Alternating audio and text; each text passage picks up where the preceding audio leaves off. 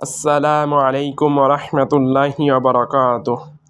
আলহামদুলিল্লাহি রাব্বিল আলামিন ওয়াসসালাতু ওয়াসসালামু আলা আশরাফিল আমবিয়া ওয়াল মুরসালিন নবিয়িনা মুহাম্মাদিন সাল্লাল্লাহু আলাইহি ওয়াসাল্লাম ওয়া আলা আলিহি ওয়া সাহবিহি আজমাইন। আম্মা বাদ। ফিকহুল ফিতান, ফিতনায় অনুসরণীয় নীতিমালা। শেখ ডক্টর সুলাইমান বিন সলিমুল্লাহ আর রুহাইলি। সম্পাদনা ডক্টর সালিহ বিন সাদ আস-সুহাইমি। অনুবাদ মোহাম্মদ আবদুল্লাহ মৃদা। অনুবাদ সম্পাদনা জাইনাল আবিদিন বিন নুমান।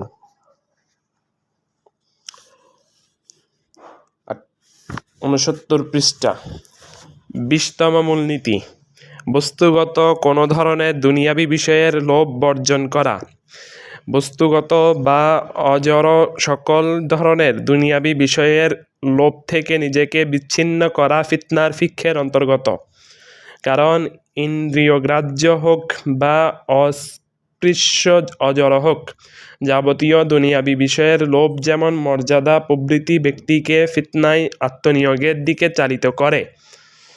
দুনিয়াবি বিষয়ের উদাহরণ হিসেবে টাকা পয়সা, প্রভাব প্রতিপত্তি, উপঢৌকন, প্রেম ও মানুষের প্রশংসার মতো বিষয়ও আসতে পারে।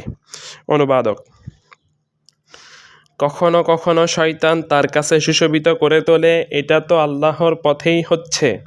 সম্পদের লোভ একটি ফিতনা। কখনো কখনো এটা আরও বড় ফিতনার দিকে টেনে নিয়ে যায়। রাসূলুল্লাহ সাল্লাল্লাহু আলাইহি ওয়াসাল্লাম বলেছেন, ইন্না লিকুল্লি উম্মাতিন ফিতনাতান ওয়া ফিতনাতু উম্মাতিল মাল। প্রত্যেক উম্মতের জন্য কোনো না কোনো ফিতনা রয়েছে, আর আমার উম্মতের ফিতনা হলো ধন সম্পদ। জামে আত-তিরমিজি, হাদিস নাম্বার 2336, সনদ সহিহ। রাসূলুল্লাহ সাল্লাল্লাহু আলাইহি ওয়াসাল্লাম আরও বলেছেন, বাদিরু বিল আমালি ফিতানান কাকিতাইল লাইলিল মুজলিমি ইউসবিহু রাজুলু মুমিনান ওয়া ইউমসি কাফিরান আও ইউমসি মুমিনান ওয়া ইউসবিহু কাফিরা বাবিউ দীনাহু বিআরদিন মিনাদ দুনিয়া। আধার রাতের প্রহরের মতো ফিতনা আসার পূর্বেই তোমরা সৎ আমলের দিকে ধাবিত হও। সে সময় সকালে একজন মুমিন হবে আর বিকেলে কাফির হয়ে যাবে, বিকেলে মুমিন হবে, সকালে কাফির হয়ে যাবে। দুনিয়ার সামগ্রীর বিনিময়ে সে নিজের দিন বিক্রি করে ফেলবে। সহিহ মুসলিম, হাদিস নং 118, ঈমান অধ্যায় 1, পরিচ্ছেদ 51। শাইখুল ইসলাম ইবনু তাইমিয়া রাহিমাহুল্লাহ বলেছেন, শাসকদের বিরুদ্ধে যারা বিদ্রোহ করেছে তাদের অনেকেই কিংবা তাদের অধিকাংশই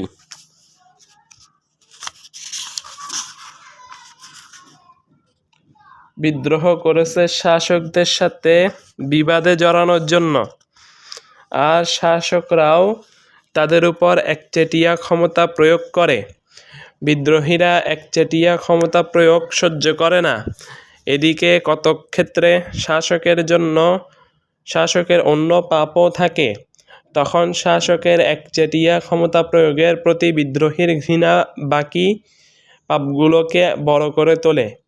শাসকের সাথে লড়াইকারী ধারণা করে সে তার সাথে লড়াই করছে কেবল এই জন্য যাতে কোনো ফিতনা, শিরক, কুফর অবশিষ্ট না থাকে, বরং পুরো দিন আল্লাহর জন্য হয়ে যায়।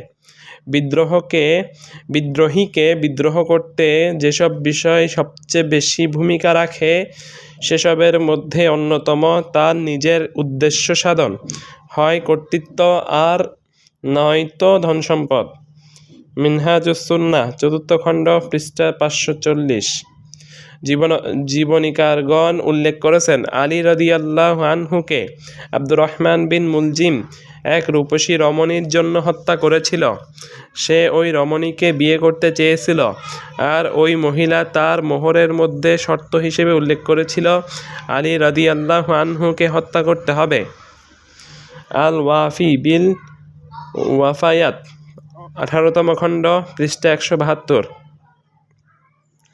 তাবেঈ হাসান বসরি রাহিমাহুল্লাহ খারিজিদের ব্যাপারে বলেছেন আল্লাহর কসম, আমরা অবশ্যই তাদেরকে এরূপ দেখেছি যেন তারা বিবেকহীন প্রতিকৃতি, বুদ্ধিহীন কলেবর, নরকের কীট আর লোভী মক্ষিকা।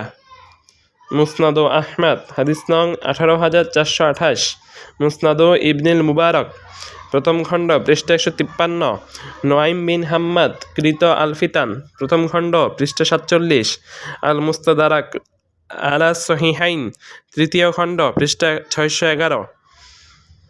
সম্মান মর্যাদার লোভ ব্যক্তিকে, বিশেষত তালিবুল ইলমকে ফিতনায় নিমজ্জিত হওয়ার দিকে চালিত করে।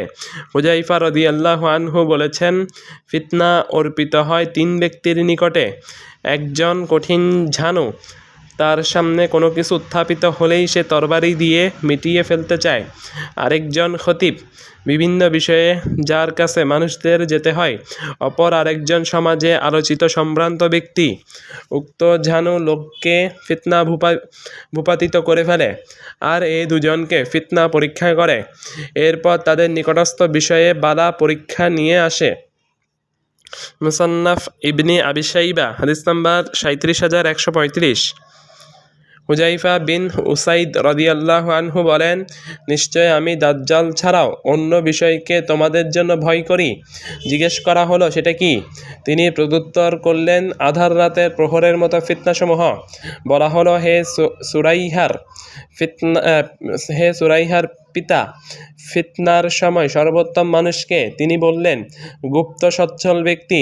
পুনরায় জিজ্ঞেস করা হলো, সে সময় সর্বনিকৃষ্ট মানুষ কে হবে কে? তিনি বললেন, বাগ্মী খতিব এবং তরাপ্রবণ আরোহী। এক ব্যক্তি মন্তব্য করল, আল্লাহর কসম, আমি সচ্ছল নই, আবার গুপ্তও নয়। হুযায়ফা বললেন, তাহলে তুমি 2 বছর বয়সী উষ্ট্র শাবকের মতো হয়ে যাও। না তুমি বাহন হবে যার উপর আরোহণ করা যায়, আর না তুমি দুগ্ধবতী হবে যার দুধ দহন করা যায়। মুসান্নাফে আব্দুর রাজ্জাক 11তম খণ্ড পৃষ্ঠা 394, হাদিস নাম্বার 20828। বাগ্মী খতিব যখন লোভে পড়ে তখন সে হয়ে যায় ফিতনার মধ্যে সবচেয়ে নিকৃষ্টদের একজন। এজন্য লোভের শৃঙ্খল থেকে নিজেকে মুক্ত করা বুদ্ধিমানের কর্তব্য, যাতে সে ফিতনায় নিপতিত না হয়। কবি সত্যই বলেছেন, ঐশ্বর্য কত ব্যক্তিকেই না আঘাত করেছে গর্দানে, পরন্তু তাকে করেছে শিথিল আর পরিণত করেছে দাসে।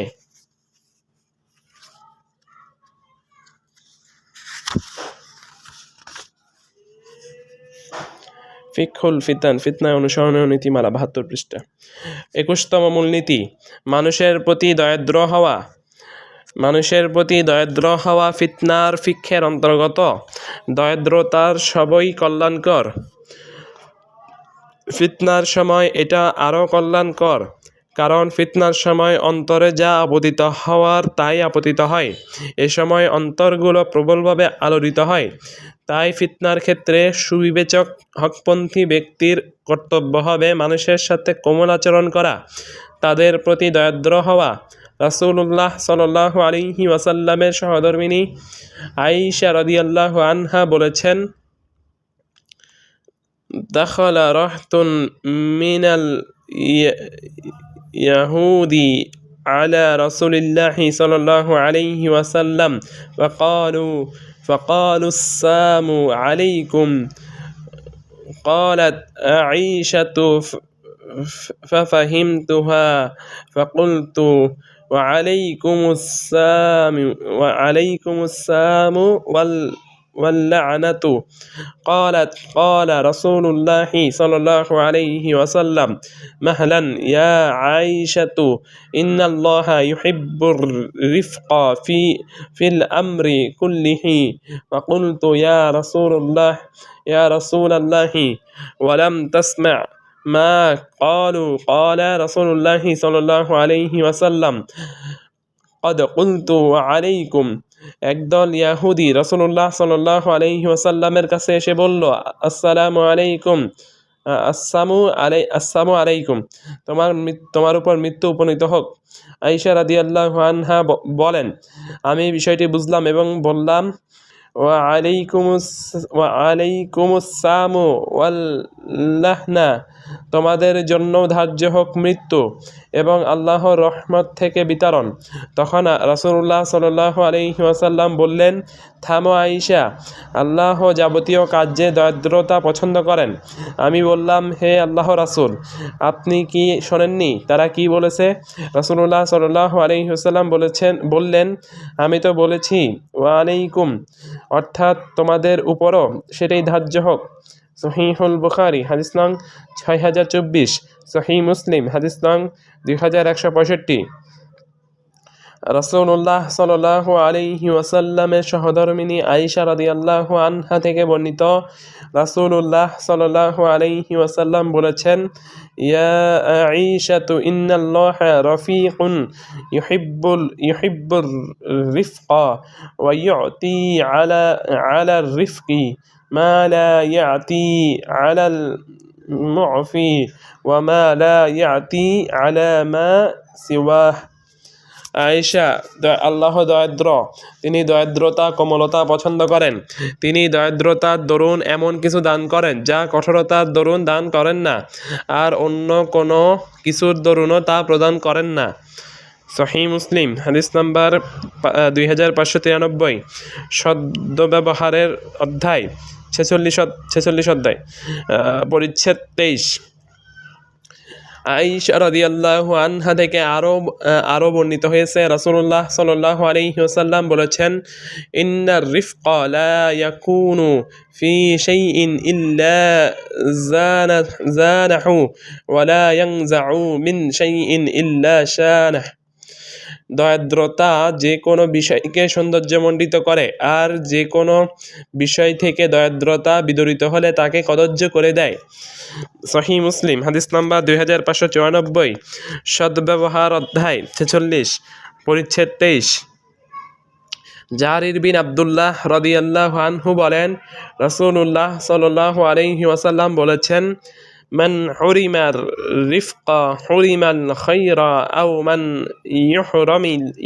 ইউহরামির রিফকা ইউহরামিল খায়রা।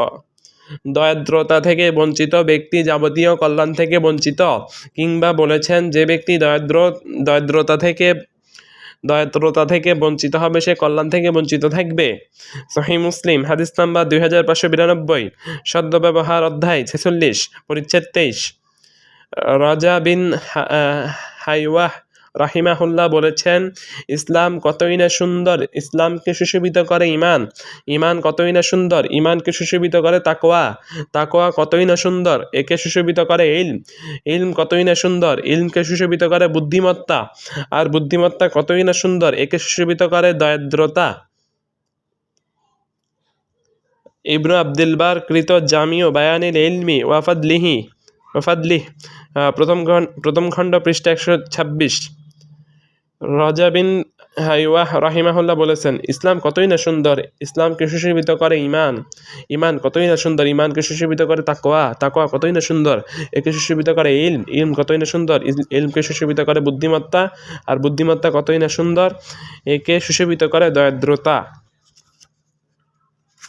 ইবনু আব্দুল বার কৃত জামিউ বায়ানিল ইলমি ওয়া ফাদলিহ, প্রথম খণ্ড, 126 পৃষ্ঠা। দরিদ্রতা, বুদ্ধিমত্তা, ইলম, তাকওয়া, ঈমান, ইসলাম। ফিকহুল ফিতান, ফিতনা অনুসরণের নীতিমালা, 74 পৃষ্ঠা। শায়খুল ইসলাম ইবনে তাইমিয়া রাহিমাহুল্লাহ বলেছেন, মানুষকে আল্লাহর দিকে আহ্বানকারী, মানুষের নির্দেশ দানকারী ব্যক্তি এই পথ অবলম্বন করবেন, দরিদ্রতা ও কোমলতার পথ। মাজমু ফাতাওয়া 15তম খণ্ড, পৃষ্ঠা 245।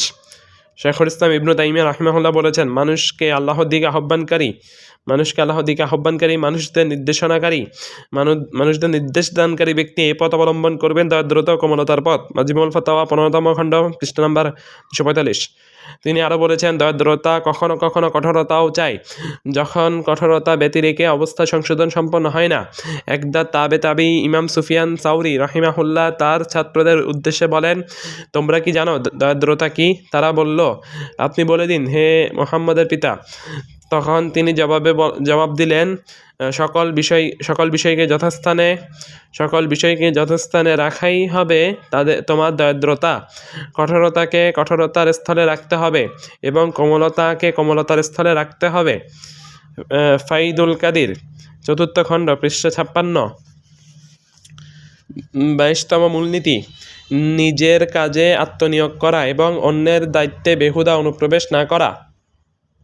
একজন মুসলিমের যতটুকু দায়িত্ব স্রেফ তাতে মনোনিবেশ করা এবং যে দায়িত্ব তাকে দেওয়া হয়নি তাতে অনুপ্রবেশ না করা ফিতনার একটি অন্যতম ফিকহ।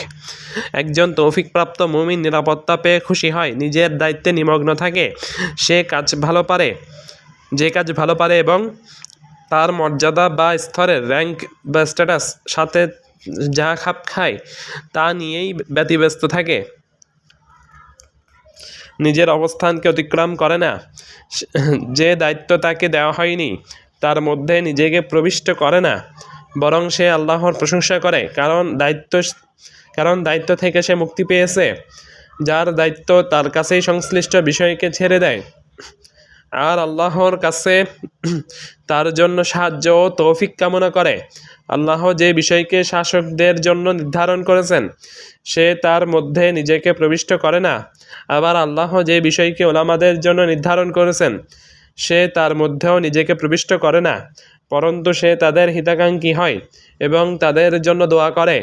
মহান আল্লাহ বলেছেন, আউযু বিল্লাহি মিনাশ শাইতানির রাজীম, ওয়া ইযা জাআহুম আমরুন মিনাল আমনি আওয়াল খাউফি আযাউ বিহি ওয়ালাউ রাদ্দুহু ইলার রাসূলি ওয়া ইলা উলিল আমরি মিনহুম লাআলিমাহু আল্লাযীনা ইস্তানবিতুনাহু মিনহুম ওয়ালাউলা ফাদলুল্লাহি আলাইকুম ওয়া রাহমাতুহু লাত্তাবা'তুমুশ শাইতানা ইল্লা কালীলা। আর যখন তাদের কাছে নিরাপত্তা কিংবা ভীতিজনক কোনো বিষয় আসে তখন তারা তা প্রচার করে।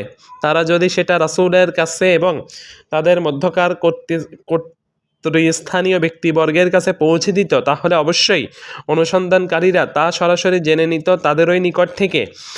আর যদি তোমাদের উপর আল্লাহর অনুগ্রহ ও রহমত না থাকতো তবে অবশ্যই অল্প কয়েকজন ছাড়া তোমরা শয়তানেরই অনুসরণ করতে। সূরা নিসা 83 নম্বর আয়াত। রাসূলুল্লাহ সাল্লাল্লাহু আলাইহি ওয়াসাল্লাম বলেছেন, সালাসুন লা ইউগাল্লু আলাইহিন্না কলবু মুসলিমিন ইখলাসুল আমালি লিল্লাহ ওয়া মুনাসাহাতু আইম্মাতিল মুসলিমিনা ولنزوم جماعتهم فإن دعوتهم تحيط من ورائهم। মুমিনের অন্তর 3টি বিষয়ে খেয়ানত অবহেলা করতে পারে না: আল্লাহর জন্য একনিষ্ঠ আমল, মুসলিমদের নেতৃবর্গের প্রতি কল্যাণকামিতা এবং মুসলিমদের জামায়াতকে ধারণ করা, কেননা মুসলিমদের দোয়া তাদেরকে পিছন দিক থেকে পরিবেষ্টন করে রাখে, অর্থাৎ তাদের দোয়া কবুল হয়। জামে আত-তিরমিজি হাদিস নাম্বার 2658, ইবনু মাজাহ হাদিস নাম্বার 3056, সনদ সহিহ। রাসূলুল্লাহ সাল্লাল্লাহু আলাইহি ওয়াসাল্লাম বলেছেন, ইন্না মিন হুসনি ইসলামিল মারই তারকাহু মা লা ইয়ানিহি, নিশ্চয় ব্যক্তির ইসলামের অন্যতম সৌন্দর্য অর্থহীন বিষয় ত্যাগ করা। জামিয়াত তিরমিজি হাদিস নাম্বার 2318, ইবনু মাজাহ হাদিস নাম্বার 3355, সনদ সহিহ।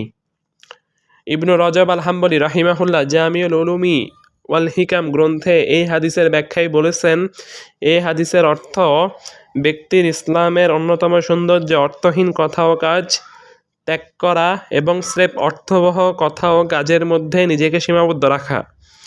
জামিউল উলুমি ওয়াল হিকাম, প্রথম খণ্ড, পৃষ্ঠা 114।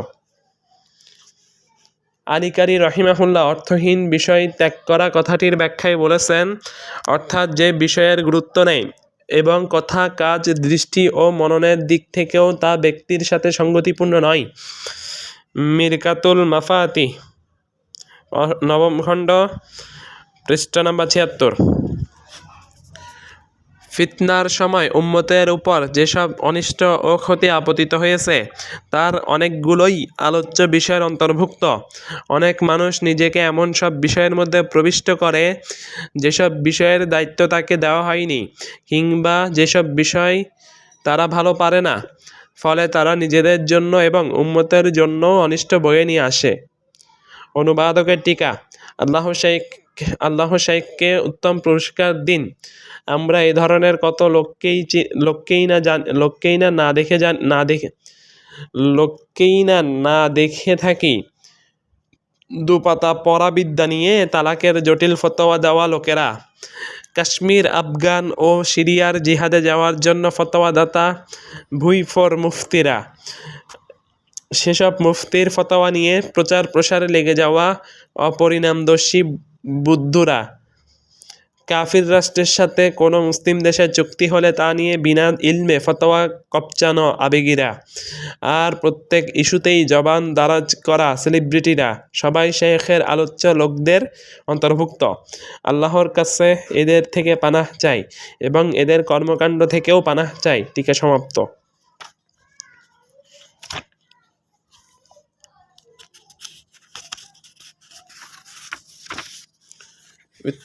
কিতাবুল ফিতান, ফিতনায় অনুসরণীয় নীতিমালা। 23তম মূলনীতি। সুস্পষ্ট পরিষ্কার পথে চলা এবং দ্ব্যর্থবোধক অস্পষ্ট বিষয় পরিহার করা। ফিতনার একটি ফিক সুস্পষ্ট পরিষ্কার পথে চলা এবং দ্ব্যর্থবোধক অস্পষ্ট বিষয় পরিহার করা। মহান আল্লাহ দিনকে পরিপূর্ণ করেছেন। মহামান্বিত আল্লাহ বলেছেন, আল-ইয়াউমা আকমালতু লাকুম দীনাকুম ওয়া আতমামতু আলাইকুম নি'মাতি ওয়া রাদিতু লাকুমুল ইসলামা দীনা। আজ তোমাদের জন্য তোমাদের দিনকে পরিপূর্ণ করলাম, তোমাদের প্রতি আমার অনুগ্রহ সম্পূর্ণ করলাম এবং ইসলামকে তোমাদের জন্য দিন হিসেবে মনোনীত করলাম। সূরা মাইদা 3 নং আয়াত। ইসলামের যেসব বিধান জান্নাত পর্যন্ত পৌঁছে দেয় সেসবের সংখ্যা অনেক ও সেগুলো সুস্পষ্ট। তাই মুমিনের উচিত হবে সুস্পষ্ট পরিষ্কার বিধিবিধানের মাধ্যমে আল্লাহর নৈকট্য অর্জন করতে সচেষ্ট হওয়া। ইখলাস বজায় রাখলে যেসব বিধানের আমল নিঃসন্দেহে জান্নাতের পথ হিসেবে বিবেচিত, আর মুমিনের উচিত দ্ব্যর্থবোধক অস্পষ্ট বিষয় পরিহার করা, যেগুলোর ক্ষেত্রে সে হবে প্রতারিত। পক্ষান্তরে যেসব বিষয় হকের পরিপন্থী হিসেবে সুস্পষ্ট, সেগুলো আরও আগে পরিত্যাগ করতে হবে। মুতাররিফ রাহিমাহুল্লাহ বলেছেন, নিজেকে ও উম্মতকে প্রতারণার মাধ্যমে জিহাদের ফজিলত তালাশ করার চেয়ে জিহাদে গমন না করে বসে থাকার মধ্যে যে আস্থা ও নির্ভরতা আছে তা গ্রহণ করাই আমার কাছে উত্তম। ইবনু সাদ কৃত তাবাকাতুল কুবরা, 7ম খণ্ড, পৃষ্ঠা 143। ইবনুল আশআশের ফিতনার সময় মুতাররিফ রাহিমাহুল্লাহর কাছে একদল লোক আগমন করে তাকে হাজ্জাজ বিন ইউসুফের সাথে যুদ্ধ করতে ডাকছিল। তখন তিনি বলেছিলেন, তোমরা আমাকে বলো দেখি, তোমরা আমাকে যে কাজ করতে ডাকছ তা কি আল্লাহর রাস্তায় জিহাদের চেয়ে বেশি কিছু? তারা বলল, না, এর চেয়ে বেশি নয়। তিনি বললেন, তাহলে আমি একটি ফজিলত পাওয়া এবং ধ্বংসে নিবেদিত হওয়ার মাঝে বাজি ধরতে পারবো না। ইবনু সাদ কৃত তাবাকাতুল কুবরা 7ম খণ্ড পৃষ্ঠা 143, ইবনু আসাকির কৃত তারিখ দিমাশক 58তম খণ্ড পৃষ্ঠা নম্বর 315। তাবেঈ ইবনু সিরিন রাহিমাহুল্লাহ তাআলা বর্ণনা করেছেন, একদা সাআদ বিন আবু ওয়াক্কাস রাদিয়াল্লাহু আনহুকে বলা হলো, আপনি কি লড়াই করবেন না? আপনি তো শুরা সদস্যের একজন, অন্যদের চেয়ে শাসক হওয়ার হক তো আপনারই বেশি। তিনি বললেন, আমি ততক্ষণ লড়াই করব না যে পর্যন্ত তারা আমার কাছে এমন তরবারি নিয়ে আসছে যার 2টো চোখ আছে, একটি জবান ও 2টো ঠোঁট আছে, যা বলে দেবে কে কাফির আর কে মুসলিম, বলে দেবে এ জিহাদ শরীয়ত সম্মত কিনা। মুসান্নাফে আব্দুর রাজ্জাক হাদিস নাম্বার 20736, তাবারানী কৃত মুজামুল কবির হাদিস নাম্বার 322, মুস্তাদরাকুল হাকিম হাদিস নাম্বার 8370। হাকিম হাদিসটিকে বিশুদ্ধ বলেছেন এবং হাইশামি বলেছেন এই হাদিসের বর্ণনাকারীরা as-সহিহ গ্রন্থের বুখারী বা মুসলিমের বর্ণনাকারী।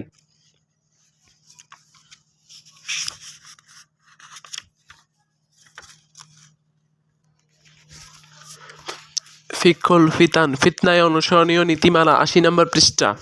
24তম মূলনীতি, দায়িত্বের প্রতি যত্নবান হওয়া।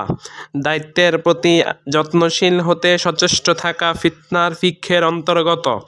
আল্লাহ প্রত্যেককে যে দায়িত্ব দিয়েছেন সে দায়িত্বের প্রতি যত্নশীল হওয়ার চেষ্টা করা তার জন্য ওয়াজিব, আর তা সম্পন্ন হবে যাদের প্রতি যে দায়িত্বপ্রাপ্ত হয়েছে তাদের জন্য কল্যাণ আনয়ন এবং তাদের থেকে অকল্যাণকে প্রতিহত করার মাধ্যমে। ফিতনার সময় উক্ত আবশ্যকীয়তা আরও গুরুত্ববহ হয়ে ওঠে, কারণ ফিতনাবাজরা যুবাদের ছিনিয়ে নিতে এবং তাদেরকে ফিতনার ফাঁদে ফেলতে নানাবিধ প্রচেষ্টা চালায়। তাই প্রত্যেক দায়িত্বশীলের কর্তব্য হবে নিজের দায়িত্বের প্রতি গুরুত্ব দেওয়া এবং যাদের প্রতি দায়িত্বপ্রাপ্ত হয়েছে তাদের রক্ষণাবেক্ষণ করা। রাসূলুল্লাহ সাল্লাল্লাহু আলাইহি ওয়াসাল্লাম বলেছেন, মা মিন আবিদিস তারআহুল্লাহু রাইয়াতান ফালাম ইয়াহুতহা বিনাসিহাতিন ইল্লা লাম ইয়াজিদ রাইহাতাল জান্নাহ। কোনো বান্দাকে যদি আল্লাহ জনগণের দায়িত্ব প্রদান করেন আর সে কল্যাণকামী হয়ে তাদের তত্ত্বাবধান না করে, তাহলে সে জান্নাতের সুগন্ধিও পাবে না। সহিহুল বুখারী হাদিস নাম্বার 7150, সহিহ মুসলিম হাদিস নাম্বার 142। রাসূলুল্লাহ সাল্লাল্লাহু আলাইহি ওয়াসাল্লাম আরও বলেছেন, মা মিন ওয়ালিন ইয়ালি রাইয়াতান মিনাল মুসলিমিনা ফায়ামুতু ওয়া হুয়া গাশুন লাহুম ইল্লা হাররামাল্লাহু আলাইহিল জান্নাহ। যে দায়িত্বশীল ব্যক্তি একদল মুসলিম জনগণের দায়িত্ব লাভ করার পর মৃত্যুবরণ করে, এ অবস্থায় যে সে জনগণের সাথে খেয়ানতকারী, তাহলেই আল্লাহ তার জন্য জান্নাত হারাম করে দেবেন। সহিহুল বুখারী হাদিস নাম্বার 7151, সহিহ মুসলিম হাদিস নাম্বার 142। রাসূলুল্লাহ সাল্লাল্লাহু আলাইহি ওয়াসাল্লাম বলেছেন, মা মিন আবদিন ইয়াস্তারঈহিল্লাহু রাইয়াতান ইয়ামুতু ইয়াওমা ইয়ামুতু ওয়া হুয়া গাশুন লিরাইয়াতিহি ইল্লা হাররামাল্লাহু আলাইহিল জান্নাহ। আল্লাহ যাকেই জনগণের দায়িত্ব দেন আর তার মৃত্যু হয় খেয়ানতকারী হিসেবে, তাহলে আল্লাহ তার জন্য জান্নাত হারাম করে দেবেন। সহিহ মুসলিম হাদিস নাম্বার 142, ইমান অধ্যায় 1, পরিচ্ছেদ 63, অনুবাদকের টিকা। এখানে একটি সুপ্রসিদ্ধ হাদিস নিয়ে আসা অপ্রাসঙ্গিক হবে না বলে মনে করছি। ইবনু ওমর রাদিয়াল্লাহু আনহুমা বলেন, রাসূলুল্লাহ সাল্লাল্লাহু আলাইহি ওয়াসাল্লাম বলেছেন, আলা কুল্লুকুম রাইন ওয়া কুল্লুকুম মাসউলুন আন রাইয়াতিহি فآمر الذي على الناس راع وهو مسؤول عن رعيته والرجل راع على أهل بيته وهو مسؤول عنهم والمرأة راعية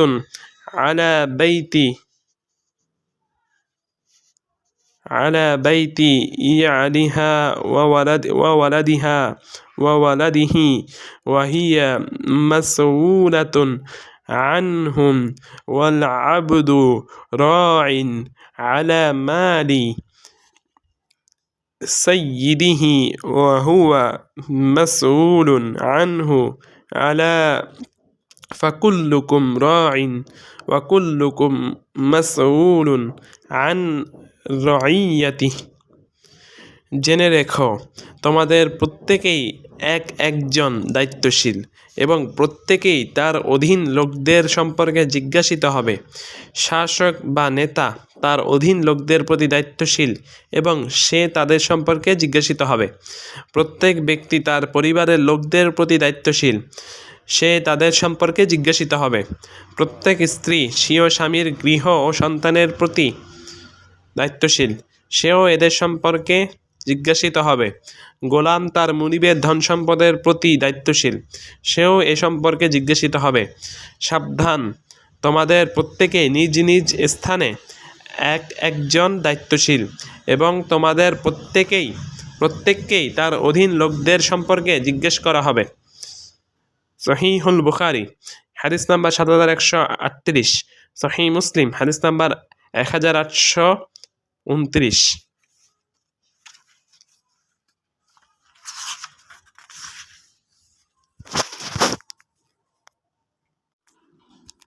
ফিকহুল ফিতান, ফিতনায় অনুসরণীয় নীতিমালা, 82 পৃষ্ঠা, 25তম মূলনীতি। আল্লাহর কাছে আশ্রয় চাওয়া, আল্লাহর কাছে আশ্রয় নেওয়া, ফিতনা থেকে পানাহ চাওয়া।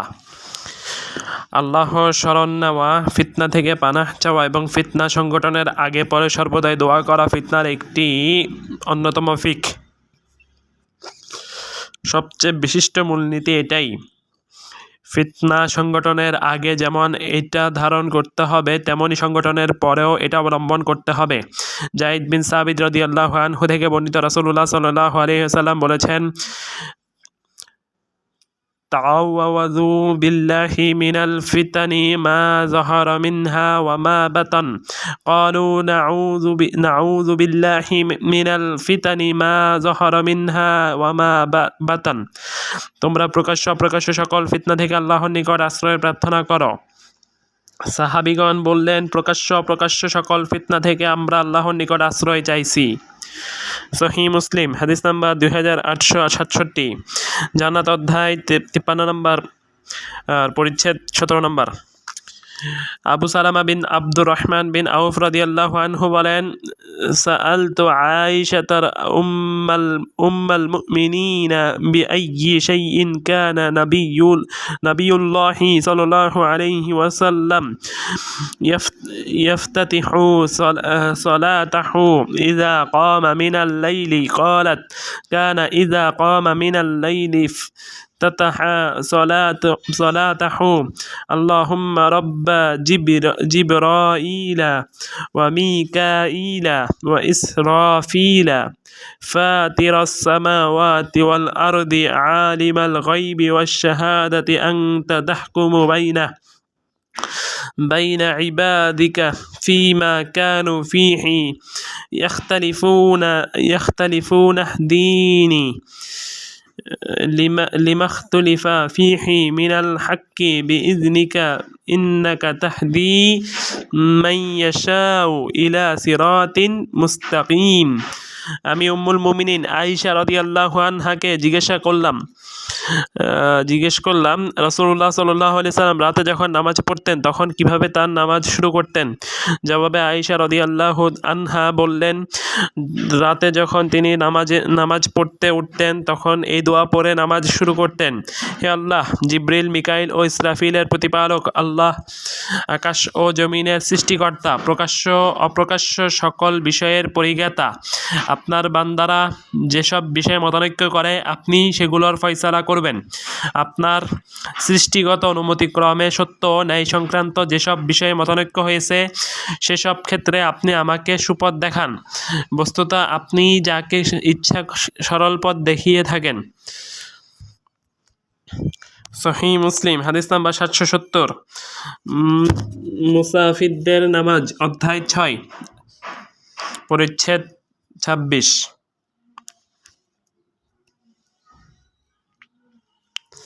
হুযায়ফা রাদিয়াল্লাহু আনহু বলেন, নিশ্চয় মানুষের কাছে এমন এক জামানা আসবে যে জামানায় পানিতে ডুবন্ত ব্যক্তির প্রার্থনার ন্যায় প্রার্থনাকারী ব্যতি রেখে আর কেউ মুক্তি পাবে না। মুসান্নাফে ইবনে আবি শাইবা হাদিস নাম্বার 29173।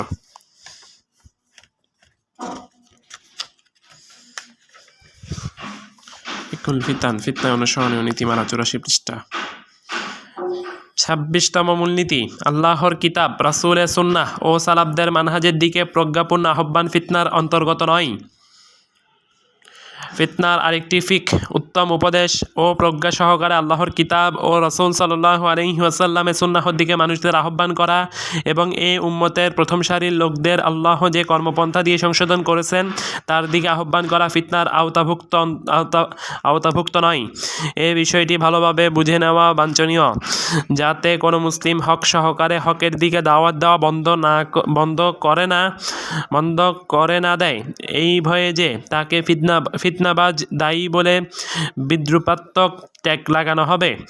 প্রকৃত প্রস্তাবে উত্তম উপদেশ ও প্রজ্ঞা সহকারে আল্লাহর কিতাব ও রাসূল সাল্লাল্লাহু আলাইহি ওয়াসাল্লামের সুন্নাহর দিকে মানুষের আহ্বান করা এবং এই উম্মতের প্রথম সারির লোকদের আল্লাহ যে কর্মপন্থা দিয়ে সংশোধন করেছেন তার দিকে আহ্বান করাই সংস্কারক সৎকর্মশীল বান্দাদের প্রতি তাদের কর্মপদ্ধতি। যদিও তাদের দাওয়াতের প্রকৃত ব্যাপার যারা বোঝে না তারা ভ্রমাত্মক ধারণা পোষণ করে থাকে, তাদের দাওয়াতে ফিতনা আছে।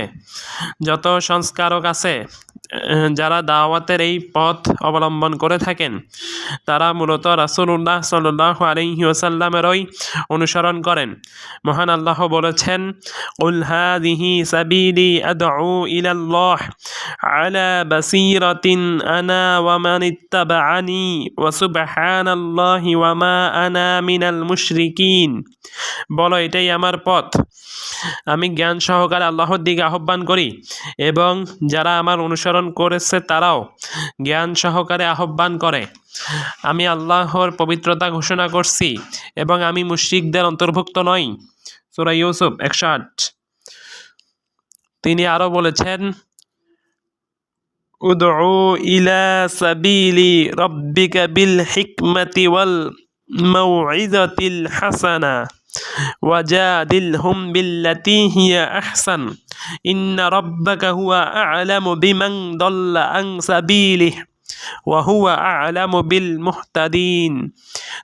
তুমি তোমার রবের পথে প্রজ্ঞা ও উত্তম উপদেশের মাধ্যমে আহ্বান করো এবং সুন্দরতম পন্থায় তাদের সাথে বিতর্ক করো। নিশ্চয় একমাত্র তোমার রবই জানেন কে তার পথ থেকে ভ্রষ্ট হয়েছে এবং তিনি খুব ভালো করেই জানেন কারা হেদায়েত প্রাপ্ত। সূরা নাহল 125। যে ব্যক্তি রাসূলুল্লাহ সাল্লাল্লাহু আলাইহি ওয়াসাল্লামের সুন্নাহকে গভীরভাবে পর্যবেক্ষণ করবে সেই বিষয়টি খুব স্পষ্ট ও পরিষ্কারভাবে উপলব্ধি করতে পারবে। রাসূলুল্লাহ সাল্লাল্লাহু আলাইহি ওয়াসাল্লাম আল্লাহর পক্ষ থেকে হক নিয়ে এসেছেন এবং হকের দিকে আহ্বান করেছেন। যারা তার প্রতি ঈমান আনেনি তাদের কথাগুলোর মাঝে এ কথাও ছিল, এ লোক পিতা পুত্রের মাঝে বিভেদ তৈরি করছে। তথাপি রাসূলুল্লাহ সাল্লাল্লাহু আলাইহি ওয়াসাল্লাম দাওয়াত বন্ধ করেননি, বরং ধৈর্য ধরেছেন, ধৈর্যের সাথে এসব প্রতিরোধ মোকাবেলা করেছেন এবং আল্লাহর পথে সত্যিকারে জিহাদ করেছেন। সংস্কারক ব্যক্তিবর্গের অবস্থাও এমনই ছিল, যারা রাসূলুল্লাহ সাল্লাল্লাহু আলাইহি ওয়াসাল্লামের অনুসরণ করে গেছেন। যেমন ইমাম আহমদ রহিমাহুল্লাহ, শাইখুল ইসলাম ইবনু তাইমিয়া রহিমাহুল্লাহ, শাইখুল ইসলাম মুহাম্মদ বিন আব্দুল ওয়াহাব রহিমাহুল্লাহ এবং জ্ঞানী বাদশাহ আব্দুল আজিজ আলু সাউদ, ইনি তৃতীয় সৌদি আরব তথা বর্তমান সৌদি আরব কিংডমের স্থাপিত বাদশাহ আব্দুল আজিজ অনুবাদক প্রমুখ। বাদশাহ আব্দুল আজিজ যখন তাওহীদের রাষ্ট্র প্রতিষ্ঠা করলেন এবং আল্লাহ শরিয়তকে ফয়সালাকারী নির্ধারণ করলেন, তখন তার যুগের অনেক মানুষ এসবকে ফিতনা আখ্যা দিয়েছিল এবং তার নিন্দা সমালোচনায় লিপ্ত হয়েছিল। কিন্তু তিনি রহিমাহুল্লাহ হককে আঁকড়ে ধরেছিলেন, ধৈর্যের সাথে বিরোধীদের মোকাবেলা করেছিলেন এবং এসব বিষয়ে অনেক খুতবা দিয়েছিলেন। তিনি বলেছিলেন, আমরা নতুন মাযহাব ও নতুন আকিদার ধারক বাহক নই, ন্যায়নিষ্ঠ সালাফদের আকিদাই আমাদের আকিদা। তিনি আরও বলেছিলেন, কিতাব ও সুন্নাহ থেকে যত লোকের কাছে আমাদের জন্য নসিহত রয়েছে, আমরা সর্বদা সেই নসিহত গ্রহণের জন্য প্রস্তুত রয়েছি, তা সে ছোট বিষয়ই হোক কিংবা বড় বিষয়ে।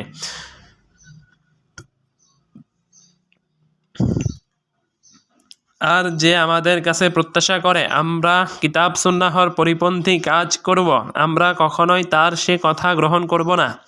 আল্লাহ আমাদের ইসলামের শরীয়ত অনুসরণের নির্দেশ দিয়েছেন এবং এই শরীয়তকে মারির দাঁত দিয়ে কামড়ে ধরার আদেশ দিয়েছেন। আমাদের দিনকে দৃঢ় হস্তে আঁকড়ে ধরার জন্য যারা আমাদের উপর রাগান্বিত হয়েছে, তারা যত খুশি আমাদের উপর রাখতে থাকুক।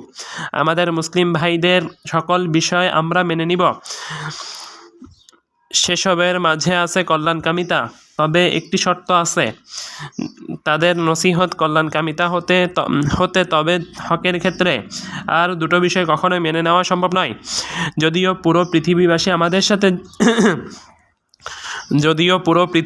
আমাদের সাথে যুদ্ধে অবতীর্ণ হয় এবং লড়াই করতে করতে আমাদের একজনও অবশিষ্ট না থাকে, একটি বিষয় আল্লাহর দ্বীনের মধ্যে পরিবর্তন আনয়ন, যদিও তা সরষে দানা পরিমাণ হয়, কারণ স্রষ্টার অবাধ্যতায় সৃষ্টির আনুগত্য চলবে না। কিতাব ও সুন্নাহ থেকে আমরা কখনোই সরে দাঁড়াবো না। অনুরূপভাবে যারাই নিজেদের দাওয়াতে সংস্কার আনতে চায়, এই মানহাজ ধারণ করা তাদের সবার জন্য আবশ্যক আর তাদের জেনে রাখা কর্তব্য। তারা কল্যাণ, হেদায়েত ও সুন্নাহর আহ্বায়ক, অকল্যাণ ও ফিতনার আহ্বায়ক নয়।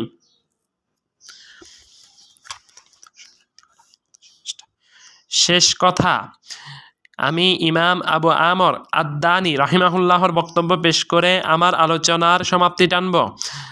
আবু আমর আদ-দানি রহিমাহুল্লাহ বলেছেন, যেই ইলম জেনেছে তা প্রচার করা এবং যেই হাদিস শুনেছে তা বর্ণনা করার ক্ষেত্রে ওলামা ও হাদিস বর্ণনাকারী ব্যক্তিবর্গের উপর প্রতিশ্রুতিবদ্ধ এক দায়িত্ব অর্পিত হয়েছে। সেই দায়িত্ব রক্ষার্থে আমি এ গ্রন্থে ফিতনা ও তার দুর্বিপাক, বিভিন্ন যুগ ও সেসবের অনিষ্টতা এবং কিয়ামত ও তার নিদর্শনাবলী সম্পর্কে পর্যাপ্ত একগুচ্ছ হাদিস সংকলন করেছি, যাতে বুদ্ধিমান মুমিন এসব হাদিসে বর্ণিত বৈশিষ্ট্যে সজ্জিত হতে সক্ষম হয়, নিজেকে এসবের পরিচর্যায় নিয়োগ করতে পারে এবং এসব বৈশিষ্ট্য কাজে লাগানোর পাশাপাশি এগুলো আঁকড়ে ধরতে জোর প্রচেষ্টা চালাতে পারে, আর রক্তপাত, সম্পদ লুণ্ঠন, হারামকে হালালকরণ প্রভৃতির মতো যেসব বিষয় ইসলাম ও মুসলিমদের উপর আপতিত হয়েছে, যা বান্দার দ্বীনকে ছিনিয়ে নেয় এবং ঈমানকে দুর্বল করে তোলে, সেসবের ভয়াবহতা যেন তার কাছে পরিষ্কার হয়ে যায়, তাই এগুলো সংকলন করেছি। এতে করে সে নিজ দ্বীনের বিনষ্টি ও বিলয়ের আশঙ্কায় নিজের অবস্থা সংশোধনের জন্য আমল করতে পারবে। আসসুনানুল ওয়ারিদাতু ফিল ফিতান, প্রথম খণ্ড, পৃষ্ঠা 177 থেকে 178। আল্লাহই ভালো জানেন, তবে আমার মনে হচ্ছে উদ্ধৃত মূলনীতিগুলোই ফিতনার ফিকহের সবচেয়ে বিশিষ্ট মূলনীতি। আমি এগুলো জমা করেছি সর্ব জায়গায় অবস্থানরত আমার মুসলিম ভাইদের জন্য। আল্লাহর নান্দনিক নাম ও সুউন্নত গুণাবলীর ওসিলায় আমি আল্লাহর কাছে প্রার্থনা করছি তিনি যেন প্রকাশ্য সকল ফিতনার অনিষ্ট থেকে মুসলিমদের হেফাজত করেন। আর আল্লাহই সর্বাধিক অবগত। আল্লাহ অজস্র সালাত ও সালাম ধার্য করুন আমাদের নবী মুহাম্মদের জন্য। সমাপ্ত। আলহামদুলিল্লাহ। ফিকুল ফিতান, ফিতনায় অনুসরণীয় নীতিমালা, 88 পৃষ্ঠা। ওয়াহিদিয়া ইসলামিয়া লাইব্রেরি হতে প্রকাশিত আকীদা ও মানহাজ সংক্রান্ত অন্যান্য বইসমূহ: কিতাবুত তাওহীদ, মূল মুহাম্মদ বিন আব্দুল ওয়াহাব রাহমাতুল্লাহি আলাইহি। তাওহীদপন্থীদের নয়নমণি, কিতাবুত তাওহীদের ব্যাখ্যা, মূল শেখ আব্দুর রহমান বিন হাসান বিন মোহাম্মদ বিন আব্দুল ওয়াহাব রাহমাতুল্লাহি আলাইহি। শারহুল আকিদা আল ওয়াসিতিয়া, ব্যাখ্যা ডক্টর সালেহ আল ফাউজান। আকিদা 4টি মৌলিক পরিভাষা, প্রফেসর ডক্টর আবু বকর মোহাম্মদ জাকারিয়া। সালাফি ও সালাফিয়ত পরিচিতি, মূল আব্দুল্লাহ বিন আব্দুর রহিম বুখারী। অনুবাদ শেখ আব্দুল হামিদ ফাইজি মাদানী। সতর্ক সাবধান, মূল মুহাম্মদ বিন আব্দুল ওয়াহাব, শেখ বিন বাজ, শেখ আব্দুল হামিদ ফাইজি মাদানী। তাতহিরুল জিনান, অনুবাদ আব্দুল বারি বিন সুলাইমান আল আরাবি। উসুলুস সালাসা, 3টি মূলনীতি, তার প্রমাণপঞ্জি ও ইসলাম বিধ্বংসী বিষয়, মূল মুহাম্মদ বিন আব্দুল ওয়াহাব রহমতুল্লাহি আলাইহি। দুরুসুল মুহিম্মা লি আম্মাতিল উম্মাহ, প্রত্যেক মুসলিমকে যেসব বিষয় জানতেই হবে, শেখ বিন বাজ রহমতুল্লাহি আলাইহি। শেখ ডক্টর সুলাইমান আর রোহাইলি হাফিজাহুল্লাহ রচিত বইগুলোর ইতিমধ্যে যে কয়টির বাংলা অনুবাদ সম্পন্ন হয়েছে: 1. স্বামী স্ত্রীর অধিকার, 2. সংসার সুখের সন্ধানে, শিরক খণ্ডনের 4টি নীতি ব্যাখ্যা গ্রন্থ, 4. যুব সমাজের বিচ্যুতি ও উত্তরণের উপায় প্রকাশিত হয়েছে, 5. ফিকহুল ফিতান, ফিতনার অনুসরণীয় নীতিমালা, 6. দিন সুরক্ষার 6টি মূলনীতি ব্যাখ্যা গ্রন্থ, 7. ইসলাম বিনাশী কর্মাবলী ব্যাখ্যা গ্রন্থ। শেখের অবশিষ্ট বইগুলোর অনুবাদ কাজ চলমান। অল্প সময়ের মধ্যেই ইনশাআল্লাহ ওয়াহিদিয়া ইসলামিয়া লাইব্রেরি থেকে অনুবাদ ও সম্পাদিত হয়ে প্রকাশ করা হবে। ওয়াহিদিয়া ইসলামিয়া লাইব্রেরি, 90 পৃষ্ঠা, বইয়ের তালিকা। ফিকহুল ফিতান, ফিতনা অনুসরণীয় নীতিমালা, 91 নম্বর পৃষ্ঠা। 53টা বইয়ের লিস্ট, এখানে আরো আছে।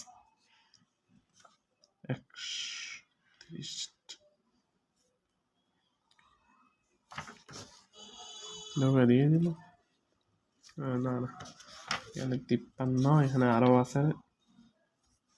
শেখ মতিউর রহমান মাদানীর 8টা, সাইফুদ্দিন বেলাল মাদানী 4টা, আবদুল্লাহ শাহেদ মাদানী 7টা, শেখ আবদুল্লাহ কাফি মাদানী 3টা, ডক্টর মোহাম্মদ ইমাম হুসাইনের 4টা, ডক্টর আবু বকর মোহাম্মদ জাকারিয়া 9টা।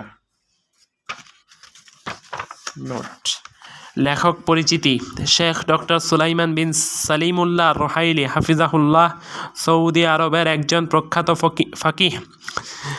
তার জন্ম ও প্রতিপালন মদিনা নববিয়ায়। তিনি মদিনা ইসলামী বিশ্ববিদ্যালয়ে শরিয়া অনুষদ থেকে অনার্স, মাস্টার্স ও পিএইচডি করেছেন। এখানে তার অন্যতম শিক্ষক ছিলেন আল্লামা আলী আল হুজাইফি হাফিজাহুল্লাহ। তিনি অনেক বড় বড় আলিমের তালিমি মজলিসে বসার সৌভাগ্য অর্জন করেছেন। সেসব আলিমের মধ্যে উল্লেখযোগ্য কয়েকজন হলেন ইমাম ইবনু বাজ, ইমাম আলবানী, ইমাম ইবনু উসাইমিন, ইমাম আব্দুর রহমান আল আফরিকি, ইমাম উমর ফাল্লাতাহ প্রমুখ রাহিমাহুমুল্লাহ। তিনি বর্তমানে মদিনা ইসলামী বিশ্ববিদ্যালয়ের উসুলুল ফিকহ বিভাগের হায়ার স্টাডিজের অধ্যাপক, মসজিদে কুবার সম্মাননীয় ইমাম ও খতিব। এবং মসজিদে নববীর সম্মাননীয় মুদাররিস। তিনি সালাফি উলামাদের নিকট অত্যন্ত মর্যাদাভাজন ও সমাদৃত। প্রখ্যাত সালাফি বিদ্বান আল্লামা ফালাহ আল মুন্দাকার রাহিমাহুল্লাহ শেখ সুলাইমান আর রুহাইলি প্রসঙ্গে মন্তব্য করেছিলেন, তিনি হলেন মদিনার ইবনু উসাইমিন। বিভিন্ন গুরুত্বপূর্ণ বিষয়ে তার বেশ কিছু গ্রন্থ এবং অডিও ও ভিডিও ক্লিপস রয়েছে। তার রচিত মূল্যবান গ্রন্থাবলীর মধ্যে অন্যতম কাওয়াইদু তারুদিল মাসালিহি ওয়াল মাফাসিদ, মাবাহিসুল কিতাবি ওয়াস সুন্নাহ ওয়া দালালাতুল আলফাজিল্লাতি আখতা ফিহার রাজি,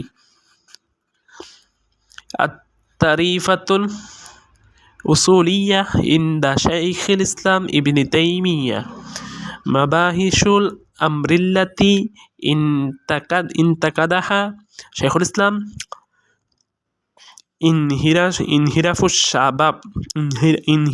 শাবাব আসবাবুহু ওয়া ইলাজুহু, হুকুকুজ জাওজাইন, শারহু সালাসাতিল উসুল, আসবাবু সাআদাতিল উসরাহ, শারহু কিতাবিত তাওহীদ, কাওয়াইদ ফিল বুয়ু, দাওয়াবিতুর রিবা, শারহু উসুল মিন ইলমিল উসুল প্রভৃতি।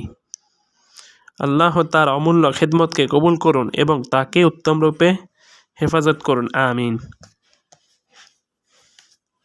রাসূলুল্লাহ সাল্লাল্লাহু আলাইহি ওয়াসাল্লাম বলেছেন, আধার রাতের প্রহরের মতো ফিতনা আসার পূর্বেই তোমরা শতামলের দিকে ধাবিত হও। সে সময় সকালে একজন মুমিন হবে আর বিকালে কাফির হয়ে যাবে, বিকালে মুমিন হবে, সকালে কাফিরে পরিণত হবে। দুনিয়ার সামগ্রীর বিনিময়ে সে নিজের দিন বিক্রি করে ফেলবে।